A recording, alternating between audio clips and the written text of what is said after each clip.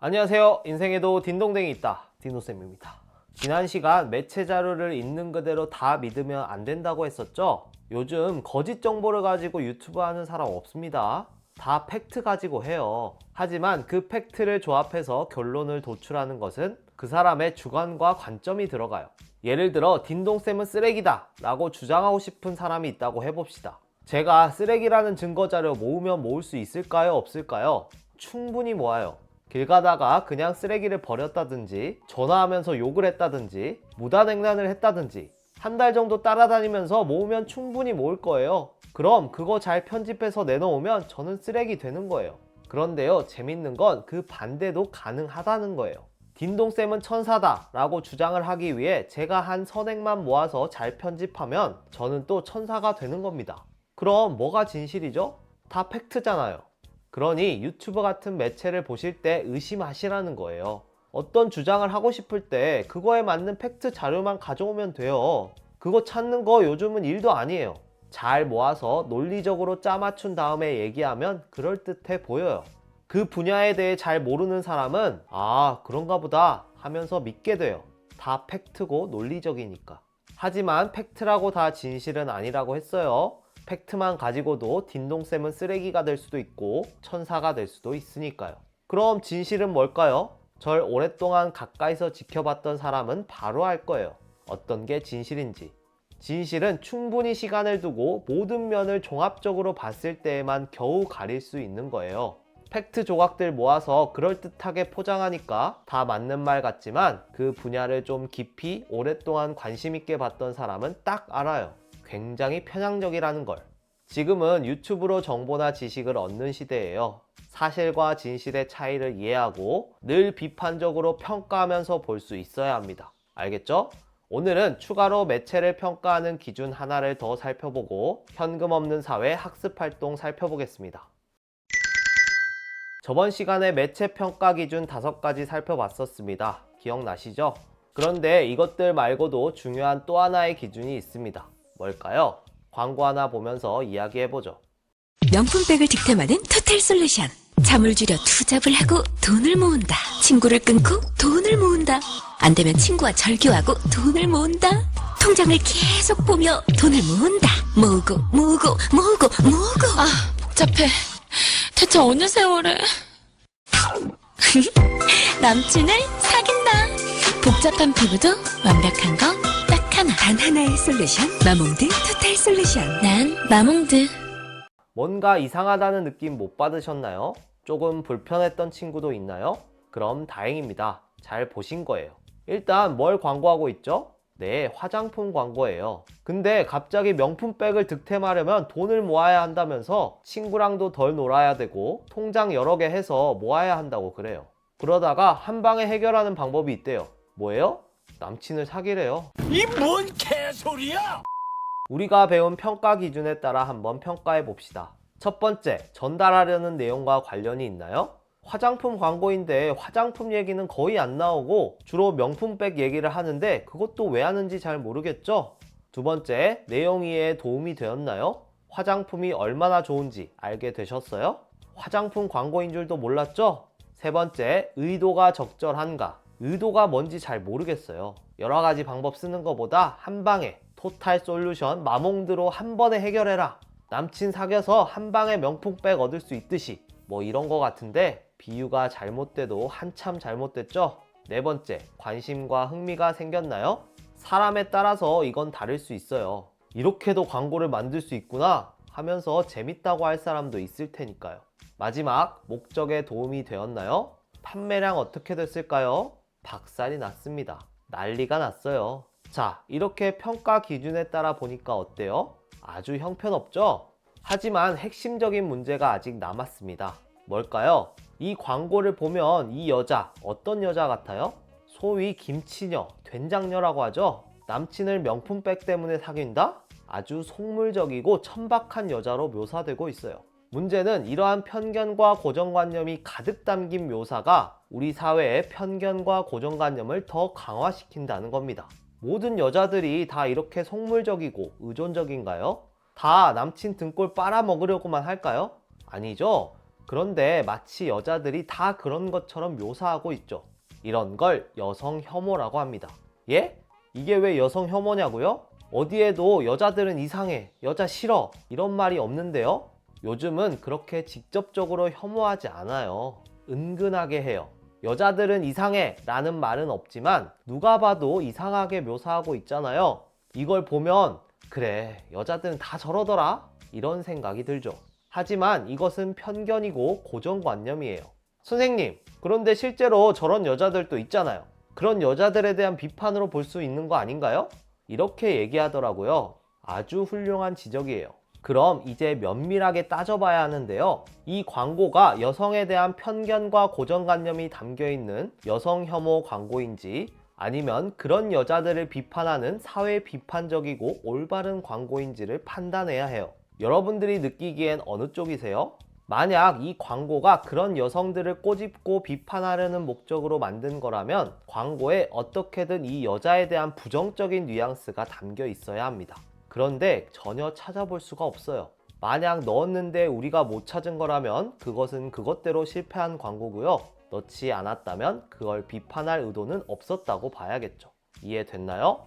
이처럼 여성에 대한 뿌리 깊은 편견, 고정관념, 비하, 더 나아가서는 성적 대상화, 성상품화 등을 모두 여성 혐오, 즉 미소진이라고 합니다.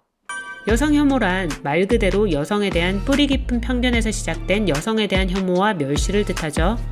여성에 대한 부정과 비하, 여성에 대한 폭력, 남성 우월주의, 여성의 성적 대상화 등으로 표현되고 있는데 미국에서는 2014년부터 펜버타이징 광고들이 나오고 있는데요. 펜버타이징은 페미니즘과 애드버타이징을 합성한 용어로 성평등 광고를 말합니다.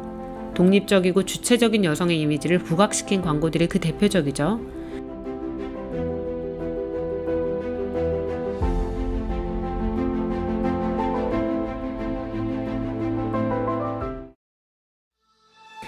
우리나라에서도 최근 펜버타이징 광고들이 많이 나오고 있는데요. 지난 2019년 나이키의 광고는 성역할 고정관념에서 벗어나 주체적인 삶을 사는 여성들의 모습을 보여주며 큰 이슈가 되었었죠. 과거가 너의 미래를 만든다고? 성적이 네 목표를 이루게 해준다고? 보여지는 게 중요하다고? 남들이 정해준 대로 할 거야? 네 뜻대로 할 수는 없는 거야? 너 스스로를 믿을 때 네가 어디까지 갈지는 아무도 상상할 수 없거든.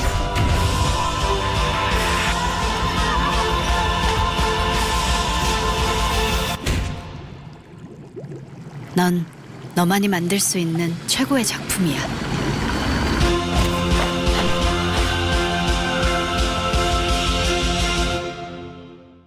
그럼 마지막으로 여성을 성적 대상화로 삼는 광고들을 유쾌하게 꼬집은 광고 하나를 소개하고 마치겠습니다. 여성 옷을 입은 남성이 그네에 앉아서 야릇하게 레몬을 바라보고 있죠. 그러다가 This is just odd. You think that's odd? What do you call this? 욕조에서 비누를 들고 목욕을 하고 있고 And oh, this is supposed to sell a lot of ice cream. Bike sales go up if I keep my legs like this. And I 날개를 달고 하늘에서 이 제품을 위해 떨어졌다고 하죠. 여성들을 성적 대상화한 기존의 광고를 패러디로 희화화하고 있죠. pointless. You know what? Enough is enough. You don't have to objectify women to sell a product. So it's refreshing to see. 이 광고는 온라인에서 많은 사람들의 호응을 받으며 41만 뷰 이상을 기록했습니다. For real, man. 저 어렸을 때 나오던 광고들은 다 제품 위주였어요. 침대가 얼마나 튼튼한지 보여주려고 볼링공을 떨어뜨리고 코끼리 지나가요. 접착제 광고는 그걸로 자동차를 들어올리고 막 그랬어요. 근데 요즘은 어때요? 냉장고나 로봇 청소기 광고 보신 적 있으세요? 거기에 제품에 대한 설명 나오나요? 그냥 넓은 집에서 여배우가 행복한 표정을 짓고 있어요. 냉장고 한번 열어서 음료수 꺼내 먹어요. 그러고 끝이에요. 뭐죠? 요즘 광고들은요, 제품을 파는 게 아니에요. 이미지를 파는 거예요. 행복해 보이는 이미지. 저걸 사면 나도 저렇게 행복해지겠지? 하면서 그 이미지를 사는 거예요. 아이돌들 섹시하게 입고 나오는 광고들도 마찬가지고요. 이런 걸 성적 대상화, 성상품화라고 하는데 여성이라는 성이 갖는 감각적이고 자극적인 부분을 극대화해서 정신 못 차리게 만든 다음 제품을 쓱 내미는 거죠. 다 여성 혐오의 범주에 들어갑니다. 그래서 예쁘다고, 섹시하다고 칭찬하는 것도 여성 혐오가 될 수 있어요. 예? 칭찬도 혐오라고요? 네, 외모는 그 사람을 이루는 수백 수천 가지 중 하나에 불과해요. 그 사람의 가치관, 비전, 성품, 취향, 성향은 놔두고 왜 외모만 가지고 칭찬하죠? 그건 그 사람을 여러 면을 가지고 있는 한 인간으로 보는 게 아니고 외모라는 성적인 측면만 보는 거예요. 그 사람이 어떤 생각을 갖고 있고 어떤 고민을 하고 있는지 중요하지 않아요. 그냥 예쁘면 돼요. 그래서 예쁘다고 칭찬하는 것도 혐오가 되는 거예요. 그리고 그런 칭찬들은 여자는 예뻐야 한다는 편견과 고정관념에서 나온 것이고 또 그걸 강화시키기 때문에 미소진이가 되는 거고요. 그럼 자연스럽게 이런 평가 기준을 추가해 볼 수 있겠죠? 편견이나 혐오가 담겨 있지는 않은가? 여성 혐오에 대한 예시를 가지고 왔지만 우리 사회에 널리 퍼져 있는 편견이나 혐오는 성별에 관한 것만 있는 건 아니에요. 지역이나 종교, 인종에 대한 차별과 혐오, 그리고 장애나 성소수자에 대한 편견 또한 문제가 심각합니다. 그 어떤 것도 허용해서는 안 됩니다. 그런 게 담겨 있는 상품 사주면 안 돼요. 회사가 제일 무서워하는 게 뭐겠어요? 불매예요. 공장에서 수천 개를 만들어 놨는데 사람들이 안 사면 어떻게 되겠어요? 그 회사 망하는 거예요. 사주면 안 됩니다. 그런 회사 제품을 왜 사줘요? 거기 말고도 다른 회사들 제품 많은데. 그런데 그러려면 먼저 우리가 광고를 보고 거기에 이런 게 담겨 있는지 판단할 수 있어야 돼요. 사실 봐도 잘 모르는 사람이 더 많아요. 그걸 캐치해낼 수 있는 안목, 그것이 우리가 공부를 하는 이유이고 지성인이 갖춰야 할 덕목인 거예요. 하실 수 있죠?